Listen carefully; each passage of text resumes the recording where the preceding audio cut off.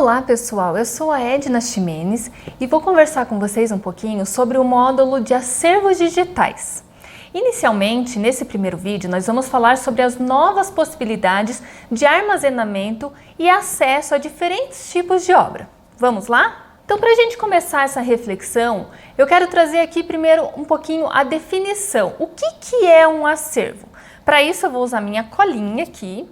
Acervo, de acordo com o dicionário, é uma grande quantidade, acumulação, conjunto, massa, conjunto de bens que constituem um patrimônio pessoal, institucional ou nacional. Então, o acervo é esse conjunto de algo, como se fosse quase uma coleção, esse acúmulo de alguma coisa. E quando a gente pensa assim, se a gente parar para pensar nos acervos que a gente acessa hoje, nos acervos que a gente tem hoje, vamos refletir sobre o nosso dia a dia. Então vamos lá, falar um pouquinho da evolução, como que isso tem acontecido. Antes, quando a gente ia para a escola ou fazer uma pesquisa ou mesmo para a universidade, e por exemplo, eu vou utilizar lá essas 3 obras e eu preciso levar essas 3 obras. O que eu fazia inicialmente? Eu pegava as 3 obras, colocava na mochila, na bolsa ou mesmo levava em mãos e acessava. Quando chegava lá, eu acessava as obras dentro do que eu precisasse de cada uma delas. Posteriormente, nós começamos a levar essas obras em algo parecido com isso aqui. Então, a gente já tinha a obra no formato digital e eu colocava num pendrive ou algum aparelho semelhante, colocava na bolsa, no bolso e acessava, mas eu precisava de um computador. Precisava que o local onde eu fosse tivesse um computador para que eu pudesse acessar as obras. Hoje já é diferente. Claro que muitas pessoas gostam de levar, eu adoro levar assim impresso, mas eu pego esse aparelho, que eu também uso para ligações, para mensagens, meu aparelho eletrônico, e no local eu não preciso nem do computador. A internet do celular ou a internet do local mesmo eu acesso e pego todas as obras aqui, inclusive tantas outras. Eu posso acessar essas 3 e tantas outras que tenham disponíveis ou que eu ache que seja necessário no momento. Então, esse acesso ao acervo mudou muito e o acervo digital tem auxiliado muito, tanto em pesquisas, estudos e mesmo no desenvolvimento da leitura. E o acervo digital não é nada diferente do que um outro acervo, como eu li a definição agora. A única diferença é que ele está no meio digital. Qual que seria assim a característica que diferencia do acervo físico, desse acervo que a gente conhece? No acervo físico, por exemplo, eu tenho um volume dessa obra. Então eu vou emprestar para alguém ou alguém vai acessar e outra pessoa tem que aguardar. No acervo digital, uma das vantagens é essa, que várias pessoas podem acessar uma mesma obra ao mesmo tempo de diferentes lugares. Então o acervo digital, inicialmente, para a gente pensar, é isso. E agora eu quero perguntar para vocês, e você? Que tipo de acervo vocês têm acessado no dia a dia? Não só para pesquisa, mas também para leitura. E aí, para a gente conhecer um pouquinho desses acervos, como funcionam, qual a estrutura, a funcionalidade, eu quero convidar vocês para virem comigo conhecer um dos acervos que eu selecionei. Vamos lá?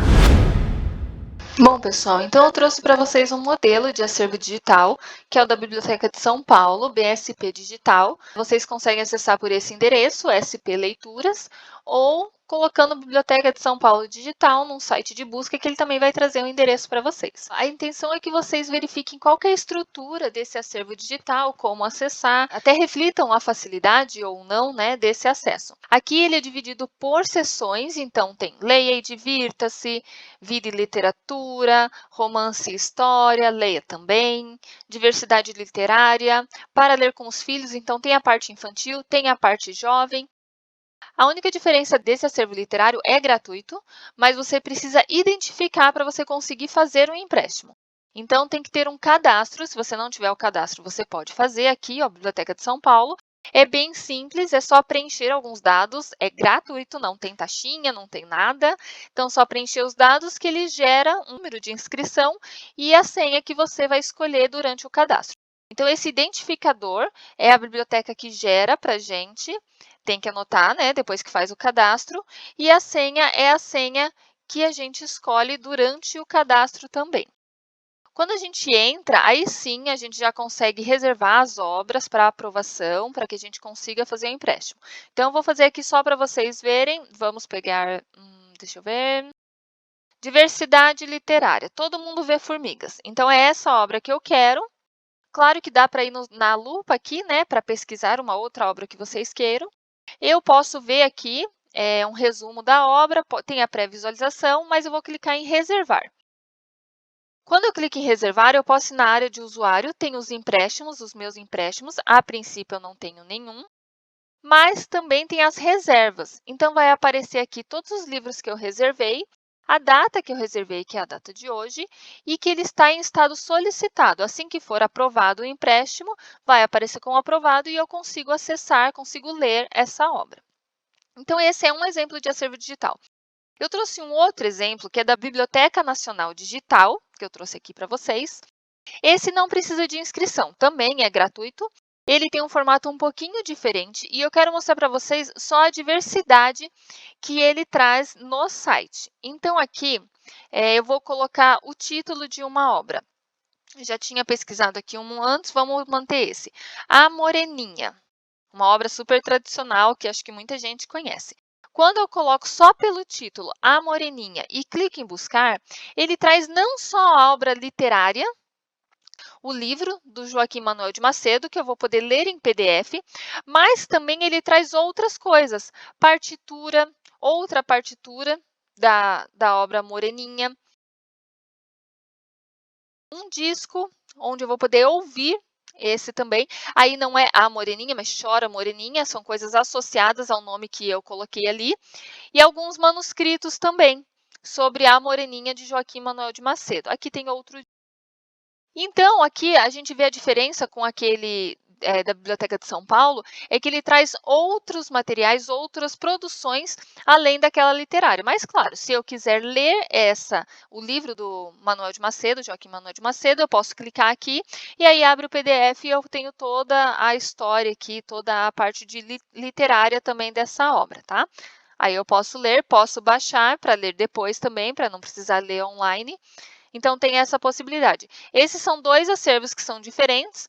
Convido vocês a acessarem os dois, a fazer a inscrição na Biblioteca de São Paulo, mas também acessar esse outro da Biblioteca Nacional, para que vocês tenham essa experiência, essa sensação da experiência de utilizar e de navegar ali num acervo digital, ok? Então, pessoal, agora que nós já conhecemos esse site, esse acervo digital, todas as funcionalidades, a estrutura, o que tem disponível ali, eu trouxe uma reportagem para vocês que vocês podem conhecer, ler na íntegra, buscando ela em qualquer site de busca ali vocês encontram. O título é o seguinte: Obra de Vinícius de Moraes ganha acervo digital com mais de 11 mil documentos. E o legal dessa reportagem é ver qual a justificativa de se criar um acervo digital com uma obra que é tão tradicional, uma obra tão conhecida. Primeiro ponto para a gente pensar é que o acervo digital ele traz essa proposta, tanto de disponibilizar obras que são tradicionais, canônicas, de autores consagrados, mas também de trazer novas produções, novas propostas de leitura. Mas nesse especificamente, eles trazem a seguinte justificativa, que esse acervo digital ele surge com o desejo de preservação da cultura brasileira, de incentivo à pesquisa e também de democratização do acesso à obra do poeta. E os acervos digitais, eles surgem nessa proposta de democratização de acesso, de preservação da cultura ou de um legado e também de incentivo à pesquisa e à leitura. E quem tiver curiosidade, acesse esse acervo do Vinícius de Moraes, que daí é bem diferente desse outro que a gente acessou agora, por ser especificamente da vida e obra de um autor. E nele tem várias correspondências, produções intelectuais, documentos diversos. É um site bem bacana também, é uma página bem bacana de ser acessada. E a gente tem que sempre lembrar, quando a gente fala de preservação, de facilidade de acesso, que a gente nesse país, nesse Brasil, com essas dimensões continentais, essa facilidade não é tão facilidade em todas as regiões, não é igualitária. A gente busca a democratização do acesso, mas a gente sabe que infelizmente isso não acontece ainda.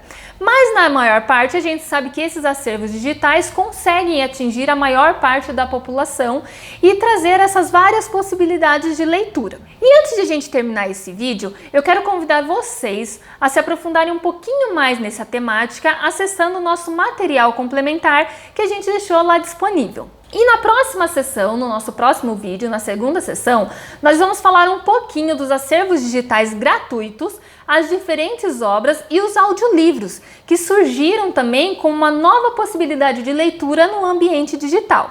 Então, até o próximo vídeo!